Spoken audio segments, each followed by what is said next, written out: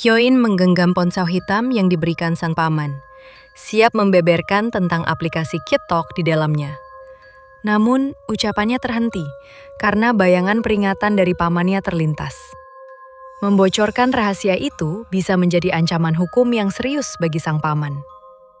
Hyoin terjepit di antara kesetiaan pada keluarga dan rasa sayangnya pada Dajong, satu-satunya sahabat yang ia miliki. Pada akhirnya, Hyoin mengurungkan niatnya. Ia hanya meyakinkan Dajong bahwa benda tersebut adalah kunci untuk memperbaiki keadaan. Sambil meminta waktu, ia berjanji akan memberitahukan rahasianya nanti dan memastikan orang yang menulis di meja Dajong akan membayar perbuatannya. Saat pelajaran sejarah, Juhye mengangkat tangan dan bertanya soal Jepang. Padahal guru sedang menjelaskan hal lain yang tak ada sangkut pautnya. Sementara Hyoin tenggelam dalam pikirannya. Dajong tak salah apapun, ia jadi korban hanya karena dekat dengannya. Hyoin bertanya-tanya, kesalahan apa yang ia perbuat? Bukankah semuanya sudah selesai? Apa ia seharusnya tidak menantang Juhye? Apa ia seharusnya berhenti setelah berhasil membalas dendam? Atau ia seharusnya bisa menebak Juhye akan dekat dengan para senior?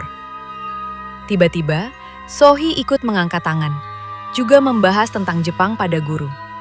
Di saat itu, Dajong langsung berdiri, lalu berjalan cepat keluar kelas sambil menangis.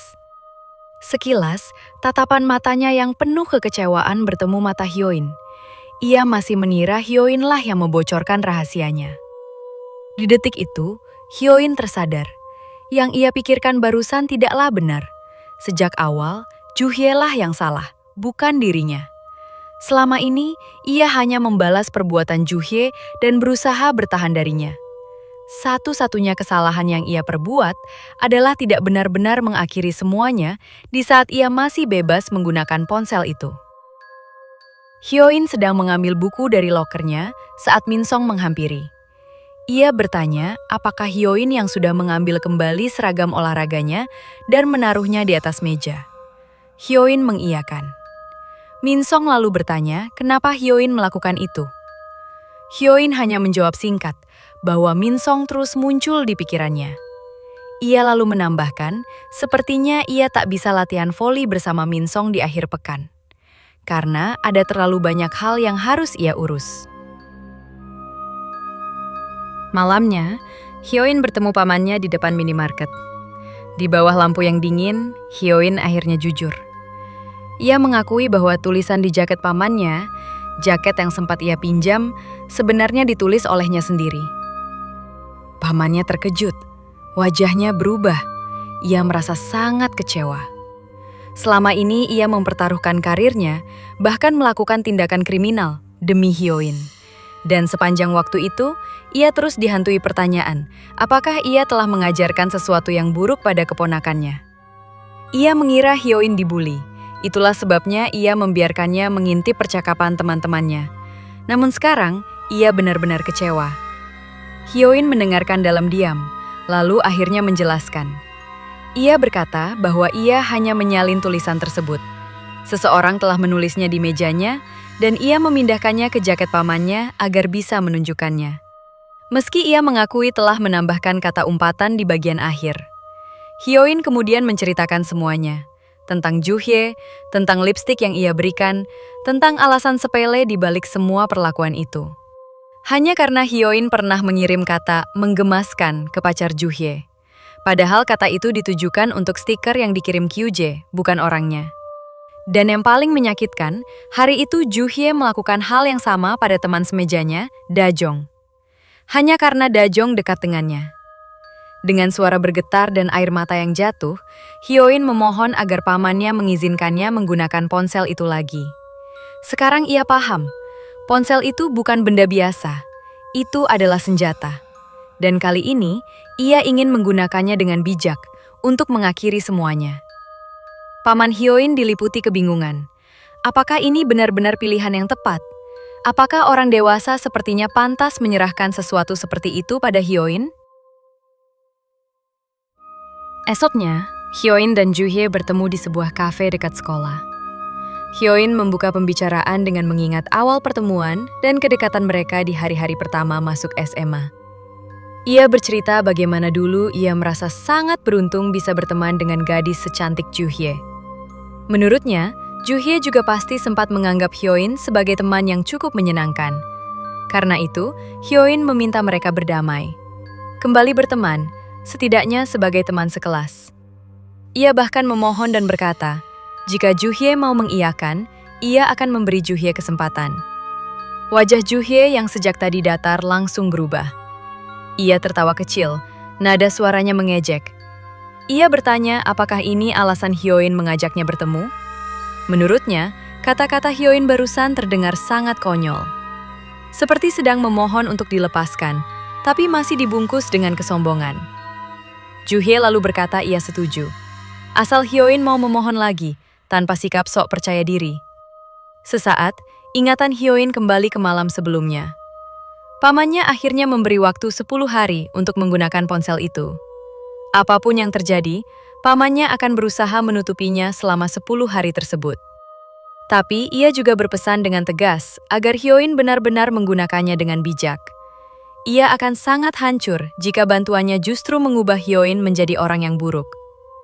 Hyoin saat itu berjanji, kali ini ia akan benar-benar mengakhiri semuanya. Kembali ke kafe, Hyoin menatap Juhye dengan tenang. Ia berkata bahwa barusan adalah kesempatan terakhirnya, lalu beranjak pergi.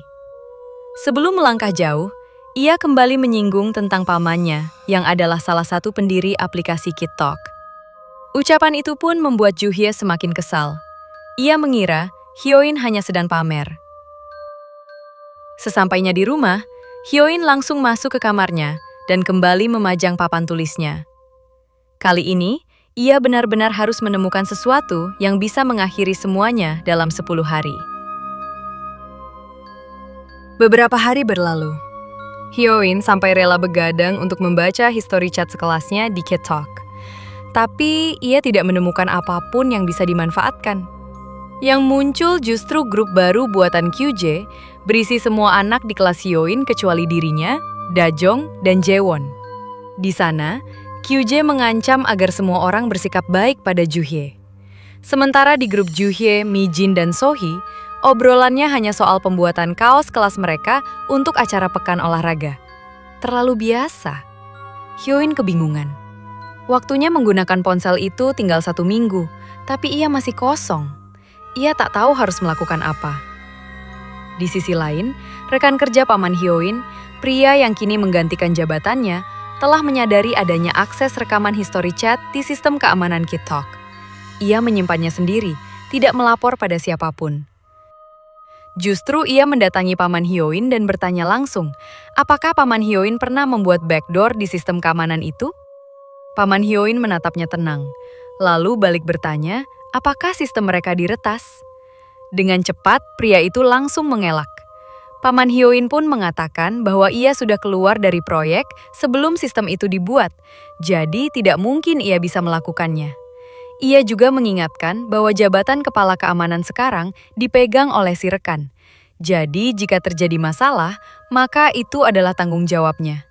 Dan karena hampir seluruh negeri sekarang menggunakan aplikasi KitTalk, jika isu ini melebar, maka bisa memicu audit pemerintah. Mendengar itu, si rekan kerja kembali mengelak tentang peretasan. Keringat dingin tampak di wajahnya. Paman Hyoin terdiam sebentar, lalu berkata agar ia menghubunginya jika butuh bantuan. Dan pria itu pun mengangguk cepat. Malamnya, di grup chat Juhye, Mijin, dan Sohee, Juhye mengabarkan bahwa kaos kelas untuk acara pekan olahraga sudah ia pesan. Ia akan meminta uang 20.000 won dari tiap siswa.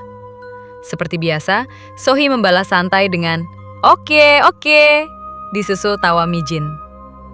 Beberapa hari kemudian, Juhye berdiri di depan kelas dan memanggil Hyoin, Dajong, Jaewon, serta Minsong. Ia menuntut denda 10.000 won karena mereka telat membayar uang kaos. Jaewon kebingungan, ia bahkan tidak tahu soal kaos itu. Juhye bersikeras bahwa ia sudah memberitahukannya sejak beberapa hari yang lalu. Jaewon menghela napas, lalu bertanya total biayanya. Dengan santai, Juhye menyebutkan, 20.000 won untuk kaos, 10.000 won denda keterlambatan, dan 10.000 won lagi jika mereka tidak membayar hari itu juga. Jaewon langsung protes, tapi Juhye berdalih semua anak di kelas sudah menyetujui ketentuan tersebut. Hyoin pun ikut angkat suara. Ia berkata denda itu tidak masuk akal karena mereka tidak pernah menerima pemberitahuan apapun. Ia justru menyalahkan Juhye karena tidak memastikan semua murid mendapatkan informasinya. Juhye tidak terima. Menurutnya, kalau hanya mereka berempat yang telat, berarti masalahnya ada pada mereka. Apa ada semacam grup chat kelas tempat kau memposting pengumumannya? Sepertinya kau lupa mengundang kami, ujar Hyoin dingin. Itulah kenapa kau harus bicara dengan anak-anak lain, ya Tuhan. Gak punya teman ya? Balas Juhye dengan nada mengejek. Emosi Hyoin langsung tersulut. Tapi sebelum ia membalas, Minsong ikut berbicara. Ia berkata tak perlu diberi kaos kelas saja. Lagi pula, ia memang tidak tahu soal pengumuman itu karena ia tidak punya ponsel. Juhye makin kesal dan menyuruhnya membeli ponsel seperti anak-anak lain. Dengan tenang, Minsong bertanya, apakah ia juga akan didenda hanya karena tidak punya ponsel? Juhye benar-benar kehilangan kesabaran, berteriak bahwa kaosnya sudah terlanjur dipesan dan Minsong tidak bisa seenaknya menolak. Minsong tetap tenang. Karena itu bukanlah salahnya. Juhye hampir menangis karena kehabisan argumen. Tiba-tiba ia berteriak dengan keras sambil menunduk. Tepat setelahnya, sebuah langkah kaki cepat terdengar mendekat. Kyuje tiba-tiba muncul dan menendang kepala Minsong, lalu memukuli punggungnya sambil memaki karena dianggap membuat masalah dengan Juhye. Minsong diam, namun urat-urat di wajahnya menegang, jelas menahan amarah. Dan yang terjadi selanjutnya, Minsong berbalik, mencengkeram baju Kyuje dan menghantamkan tubuhnya ke meja di belakang. Dengan tatapan penuh emosi, ia mengepalkan tangannya, lalu meninju meja di bawah Kyuje berkali-kali dengan sangat kencang, membuat seluruh kelas terdiam. Walaupun tak mengenai Kyuje sedikit pun, namun air matanya mengalir karena ketakutan. Setelah emosinya mereda, Minsong tersadar semua mata sedang tertuju padanya. Ia pun langsung berjalan pergi dari kelas. Hyoin memanggilnya, tapi Minsong tidak menoleh. Minsong duduk sendirian di terminal bus di luar sekolah. Tak lama, Hyoin datang dan menanyakan keadaannya. Minsong berkata ia hanya sedikit kehilangan kendali tadi. Ketika Hyoin bertanya apakah ia akan pulang, Minsong menjawab ia ingin menemui kakaknya. Hyoin teringat cerita Dajong tentang kakak Minsong yang meninggal dalam kecelakaan bus saat SMP. Ia pun berkata sepertinya ia juga tidak ingin kembali ke kelas. Akhirnya, mereka naik bus bersama. Suasana awalnya canggung, sampai Minsong membuka suara. Ia berkata perjalanannya akan cukup jauh, hampir 1 jam. Ia juga bercerita bahwa kakaknya berada di sebuah kuil Buddha karena ia sudah meninggal. Hyoin mendengarkan tanpa terkejut, karena ia memang sudah tahu. Minsong lalu menceritakan tentang kecelakaan yang dialami kakaknya. Saat kelas kakaknya pergi karya wisata ke sebuah kuil, busnya tergelincir keluar jalan dan terguling ke bawah gunung dalam perjalanan ke sana. Pihak kuil itu merasa kasihan pada murid-murid yang meninggal dalam kecelakaan. Jadi, mereka menyemayamkan para korban di kuil itu. Ia bercerita agar Hyoin tidak kaget saat sampai. Hyoin pun bertanya apakah kejadian di kelas tadi mengingatkannya pada kakaknya. Minsong mengiyakan. Karena dulu kakaknya termasuk murid nakal. Hyoin lalu meminta maaf. Semua ini terjadi karena dirinya. Sepertinya Juhye dan Kyuje mengira Minsong berada di pihaknya. Makanya mereka bersikap seperti itu. Terlebih, sekarang mereka pergi bersama. Jadi, pasti akan makin terlihat begitu. Minsong menatap keluar jendela, terdiam sesaat, lalu berkata bahwa ia tidak masalah. Hyoin ingin sekali berkata bahwa semuanya akan baik-baik saja.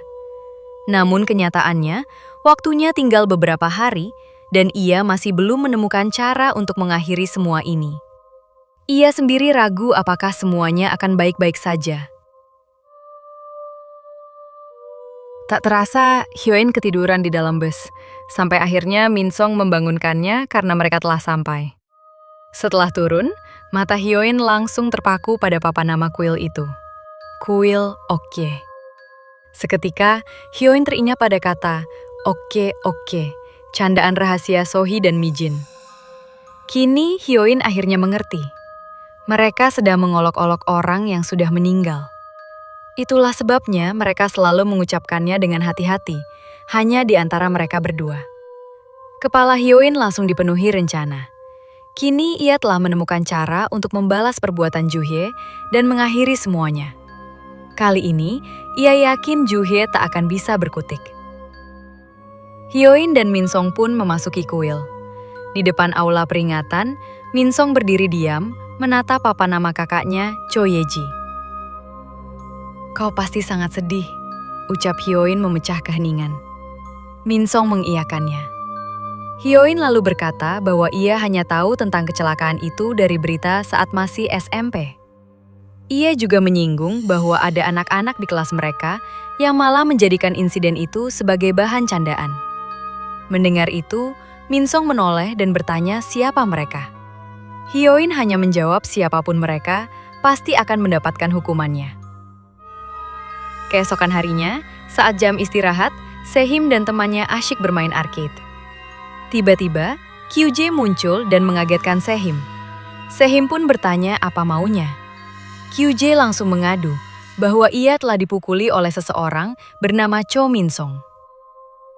Pada waktu yang bersamaan, di kelas, Juhye meminta Dajong pergi sebentar karena ia ingin bicara berdua dengan Hyoin. Dajong menurut dan langsung pergi. Juhye lalu duduk di bangku Dajong dan bertanya apa yang akan Hyoin lakukan sekarang. Karena kini, Kyuje tengah memanggil para senior. Dan setelah itu, Minsong pasti akan dipukuli sampai babak belur. "Oh ya?" jawab Hyoin santai. Kembali ke arcade, Sehim sempat terpancing dan menyuruh Kyuje membawa Cho Minsong ke sana agar ia bisa memberinya pelajaran. Namun teman Sehim tiba-tiba menyela. Ia bertanya, bukankah Cho Minsong adalah adik Yeji? Mendengar itu, Sehim langsung terdiam, bahkan membiarkan permainannya kalah.